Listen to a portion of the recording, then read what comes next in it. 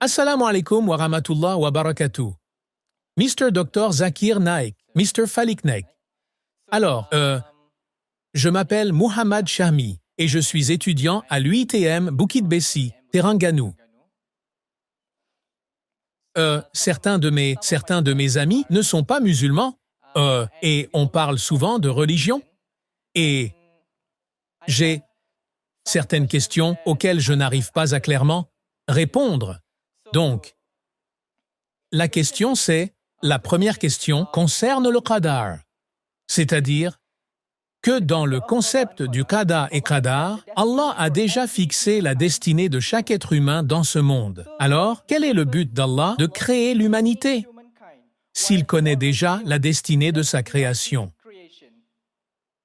Par exemple, si Allah a dit qu'une personne ne sera pas musulmane jusqu'à sa mort et qu'à la fin de sa vie, elle ira en enfer. Donc, la question, il a dit, où est la justice d'Allah si Allah ne l'a pas fait devenir musulman dans ce monde? Et ma deuxième question concerne, si Allah est tout-puissant, pourquoi a-t-il créé des personnes handicapées ou diminuées mentalement? Merci.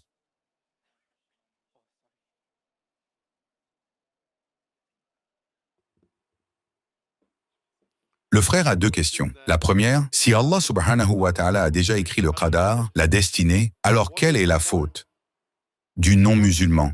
Pourquoi irait-il en enfer? Oui, Et s'il est si puissant, alors pourquoi a-t-il créé des personnes handicapées? Deux questions. Numéro 1. En ce qui concerne la première question sur le qadar, il faut d'abord comprendre ce que signifie le qadar. C'est l'un des piliers de la foi. Tout musulman doit croire au qadar, au destin. Mais laisse-moi te donner un exemple pour que tu comprennes mieux la réponse. Supposons que dans une salle de classe, une enseignante enseigne à 100 élèves. À la fin de l'année, l'enseignante dit « Cet élève aura la première place, celui-là aura la deuxième, celui-là va échouer. » Donc avant l'examen, l'enseignante prédit « Cet élève sera premier de la classe, celui-là aura la deuxième mention, l'autre va échouer. » Puis l'examen a lieu et tout ce que la prof avait prédit se réalise. Cet élève finit premier de la classe, celui-là deuxième, et l'autre échoue. Ne le prends pas mal, frère. Je te pose la question. L'élève qui a échoué, est-ce qu'il peut blâmer la professeure en disant « C'est parce qu'elle a dit que j'allais échouer que j'ai échoué ». Est-ce que l'élève peut blâmer l'enseignante? Oui ou non? non. Non, parce que l'enseignante, par expérience d'une année, « Oh, cet élève très studieux, fait bien les devoirs, très intelligent, il va finir premier de la classe. Cet élève, alhamdoulilah, moyen, deuxième mention. Cet élève joue au hockey, regarde des films, ne vient pas en cours, il va échouer. » Qui est à blâmer? L'enseignante ou l'élève? L'élève. Élève.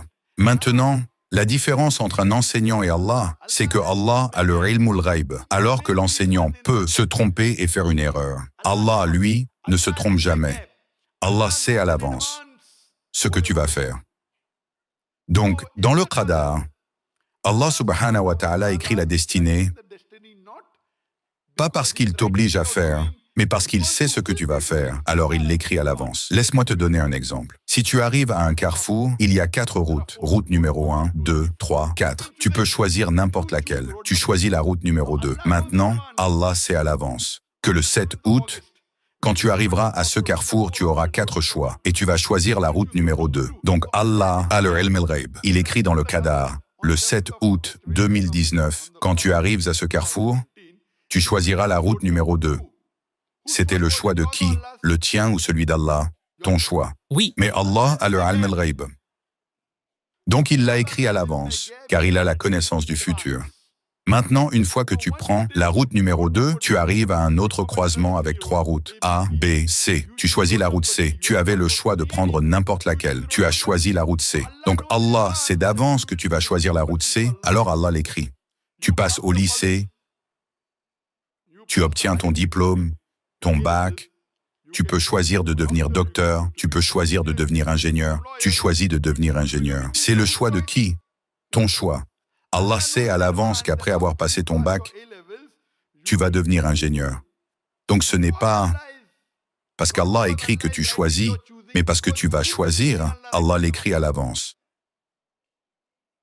Par exemple, après tes études, tu peux travailler dur pour gagner ta vie ou voler. Tu voles, c'est ton choix. Alors Allah écrit, tu voleras. Qui est responsable, toi ou Allah? Toi. Donc ici, on comprend qu'Allah a fixé certaines choses. Comme je l'ai dit dans mon discours, Allah a fixé le risque que tu recevras 100 000 euros en août 2019. Maintenant, tu as le choix, soit tu voles 100 000 euros, soit tu travailles dur et tu les gagnes. Le choix t'appartient. Donc tu voles 100 000 euros. Qui est à blâmer, toi ou Allah? Allah a écrit que tu auras 100 000 euros, mais en te donnant le choix, tu peux travailler dur, tu peux faire de la consultance ou tu peux voler, tu choisis de voler. Qui est à blâmer? Peu importe. Donc Allah t'a donné une liberté. C'est toi qui fais le choix. Tu ne peux pas blâmer Allah. Sinon, si tu tues quelqu'un, qui est à blâmer? Tu dirais, Allah a écrit dans la Takdir que je tuerai, alors j'ai tué. Allah a écrit dans la Takdir que tu avais le choix entre travailler dur ou voler. Tu as volé. Tu avais le choix entre faire une bonne action ou tuer. Tu as tué. Donc, la personne qui a fait l'acte, c'est elle qui est responsable. Tu peux poser la question, si Allah sait tout, alors pourquoi nous a-t-il laissé venir dans ce monde? Si Allah savait tout, pourquoi ne nous a-t-il pas mis directement en enfer ou au paradis? Imagine qu'un professeur dise « Pas d'examen, toi premier de classe, toi échec. Celui qui est premier de classe ne va pas se plaindre. Mais celui qui échoue, comment tu sais que j'allais échouer? Allah sait, mais toi tu ne sais pas. Donc tout cela n'est pas pour Allah. Allah sait déjà dès l'instant où tu es né. Allah dit dans le Coran, chapitre 35, « La destinée est connue d'Allah. » Mais le jour du jugement, tu vas dire « Quelle preuve ?» Alors Allah dira « Ton œil sera témoin contre toi, tes organes seront témoins contre toi, ta main témoignera, tu n'auras aucun doute. » Et aujourd'hui, avec tous les gadgets qu'on a, Allah n'a pas besoin de ça. Allah savait déjà avant.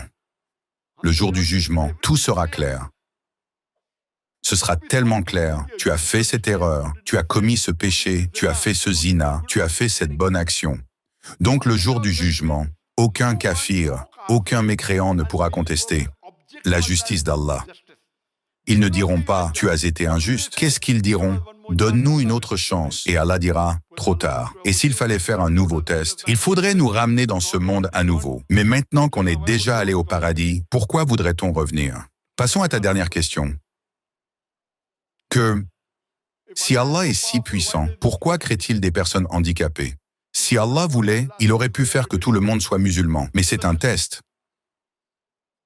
Pourquoi il n'a pas fait que tout le monde soit musulman? C'est quoi le but d'un test? C'est comme si je disais, des personnes passent des examens de médecine, pourquoi échoueraient-elles? Faites que tout le monde réussisse. Mais si tout le monde réussit, alors les médecins ne soigneront pas les patients. Ils les tueront même.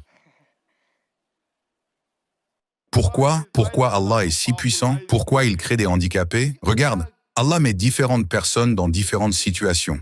Le sujet de l'examen change à chaque fois. Maintenant, si Allah veut, il peut faire que tout le monde soit en bonne santé. Mais où est l'épreuve? Allah dit dans Surah Al-Mulk, verset numéro 2, « C'est Allah qui a créé la mort et la vie pour vous éprouver et voir qui d'entre vous agit le mieux. » Donc s'il crée une personne handicapée, il est innocent. Dans d'autres religions, on dit « Tu as péché dans une vie passée, alors maintenant tu es puni. » Non, chaque enfant n'est innocent. Pourquoi est-il créé handicapé? Il teste les parents. Peut-être que les parents sont de très bons musulmans. Ils prient 5 fois par jour. Ils donnent la zakat. Ils sont allés au hajj. Peut-être qu'Allah veut leur donner un rang plus élevé. Alors la personne qui n'a pas de foi va dire « Oh, pourquoi moi ?» Il dira en pleurant « Pourquoi j'ai un enfant handicapé ?» Mais la personne qui croit, qu'est-ce qu'elle dira? « Alhamdulillah, ne sois pas triste. » Que dira-t-il? « Merci, Alhamdulillah. Au moins, j'ai eu un enfant. » Et peut-être que par cet enfant, ce sera ma porte vers le Jannah. Parce que s'occuper d'un enfant handicapé, c'est des épreuves, des difficultés. Le non-croyant dira « Tuez-le, avortez, c'est pas possible. » C'est Allah qui donne la vie, c'est Allah qui donne la mort. Allah est en train de te tester, il teste les parents. Et si le parent est un bon croyant, il fera de son mieux. il élèvera l'enfant et il ira au Jannah. L'enfant est ma'soum, innocent. Et nulle part il est dit que si tu es handicapé, tu ne vas pas au Jannah. Si tu es handicapé, tu as encore plus de chances d'entrer au paradis, alhamdulillah. Donc Allah a le pouvoir et il teste différentes personnes avec des épreuves différentes. Certains, il les rend riches et il les teste. Il est riche, il joue, il gaspille, on craint pour lui l'enfer. Si tu es riche, tu dois donner en aumône. D'autres, il les rend pauvres. C'est aussi un test. Donc Allah teste différentes personnes, qu'elles soient riches ou pauvres, en bonne santé ou handicapées. Tu dois suivre la guidance du Coran. La formule est la même pour tous. Le chemin vers le bonheur, c'est le noble Coran.